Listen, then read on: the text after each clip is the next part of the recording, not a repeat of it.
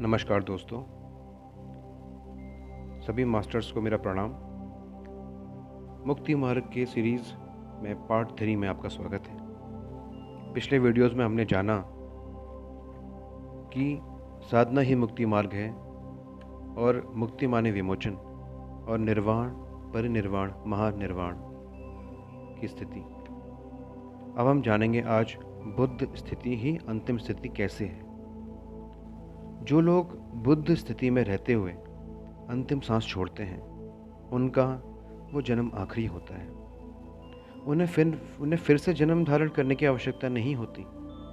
बुद्ध स्थिति, श्री कृष्ण स्थिति, महावीर स्थिति या ज़ोरास्ट्र स्थिति को यदि हमने पा लिया तो फिर पैदा होने की आवश्यकता नहीं रह जाती। वह जन्म रहित स्थिति होगी। यदि अरिहंत की स्थिति भी दुख से रहित होने की स्थिति है और बुद्ध की भी, परंतु दुनिया को दुख रहित करने के प्रयास में लीन रहने के कारण जन्म रहित स्थिति हमें मिल जाएगी। अनेकानेक जन्म गुजर चुके हैं। हम अब तक कई बार जन्म लेकर जीवन यात्रा पूरी कर चुके हैं। यहाँ तक कि श्री कृष्ण ने भी गीता में अर्जुन से कहा, बहूनि में व्यतीतानि जन्मानि तव चार्जुन तान्यहं वेद सर्वाणि न त्वं वेद परम तप। अर्थात मेरे और तेरे बहुत से जन्म हो चुके हैं, उन सबको तू नहीं जानता पर मैं जानता हूँ। तो जन्म परंपरा ज्ञान ही मुक्ति है। यह जान लेना मात्र कि मैं मात्र ये शरीर नहीं हूँ, आत्मा हूँ, मुक्ति है। दुख से दूर होना ही मुक्ति है। दूसरे शब्दों में कर्म सिद्धांत को पूरी तरह जान लेना ही मुक्ति स्थिति है। ये स्थिति मंत्रोच्चार, प्रार्थना, पूजा, भक्ति, तीर्थ यात्रा, मूर्ति पूजा, गुरु पूजा से प्राप्त नहीं हो सकती। इसके लिए तो आत्म अनुभव करना होगा। स्थूल शरीर से बाहर आकर सूक्ष्म शरीर तक के द्वारा ब्रह्मांड में विचरण करना होगा। कारण शरीर के कारण विश्व में विहार करना होगा। महाकारण शरीर से महाकारण विश्व में विहार करना होगा। तभी सृष्टि का पूर्ण रूप हमें अनुभव द्वारा समझ आएगा और यही होगी मुख्य स्थिति। स्थूल शरीर की तो बंधा स्थिति है। कोई दूसरे को बचा नहीं सकता। हमारा यह सोचना कि मुझे उसने पैदा किया, वही मुझे बचाएगा, मुझे रास्ता दिखाएगा, ये स्थिति मुक्त स्थिति नहीं है। हमारा यह सोचना कि मेरी इस स्थिति का कारण मेरे माँ बाप, ईश्वर या समाज है, तो भी हम मुक्त स्थिति में नहीं हैं। जो ये मानते हैं कि अपनी इस स्थिति का कारण मैं स्वयं ही हूँ, वे मुक्त स्थिति में हैं। जो मुक्त हैं उन्हें अपना कर्तव्य निभाना है।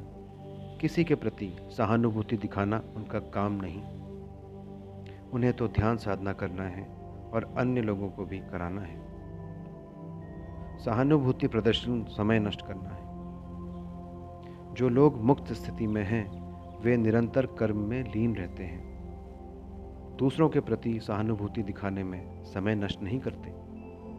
यदि किसी के प्रति सहानुभूति है तो हमें उसे भी ध्यान करने, सांस के साथ रहने और आत्म साक्षात्कार करने की प्रेरणा देना और साधना मार्ग पर ले जाना है। किसी के दुख में केवल उसे सांत्वना देना या सहानुभूति प्रकट करने से कोई लाभ नहीं। यह मुक्त स्थिति नहीं है। जो कहें अच्छा कहें। जब भी बात करें सार गर्भित बात करें। मुख से जो भी बात निकालें वो अच्छी हो, सत्य हो, प्रेरणा देने वाली हो, सकारात्मक हो, वैज्ञानिक हो। बेकार की बातें मुख से निकालनी ही नहीं चाहिए। यदि कोई अन्य भी बेकार की बात करता है तो उसका विरोध करें। समाज में जो गंदा या अपवित्र है उसका विरोध करें। मुक्त स्थिति में आने के बाद परिमुक्ति और महापरिमुक्ति पाने के लिए तो अभी भी अनेक जन्म लेने ही होंगे। अनैतिकता का कोई मुकाबला नहीं। अनैतिकता का हमें सामना करना होगा। यदि कोई ऐसी बात करता है तो उसे रोकें और उसे सन्मार्ग की ओर ले जाएं। उसे ध्यान मार्ग पर चलने के लिए प्रेरित करें। मांसाहार त्याग कर शाकाहारी बनने को कहें। हम रास्ता दिखा सकते हैं, ये हमारा कर्तव्य है। अगर कोई उसे नहीं अपनाता तो यह उसका कर्म है, परंतु हम प्रयास तो करें। आध्यात्म विज्ञान हमें सिखाता है, you create your own reality. हम सहायता अवश्य करें, पर दूसरे को पंगु ना बना दें। किसी का काम स्वयं करने की आदत न बिगाड़ें, परंतु यदि वह सहायता मांगता है तो मदद ज़रूर करें। उसे अपने पांव पर खड़ा होने की प्रेरणा दें। इसी प्रकार आलस्य से दूर रहें। आलसी लोग तमोगुण में हैं और बंद स्थिति में हैं। हमें स्फूर्ति से काम करना है। ये है तमोगुण दोष से मुक्ति पाना। इसी तरह रजोगुण दोष है अहंकार।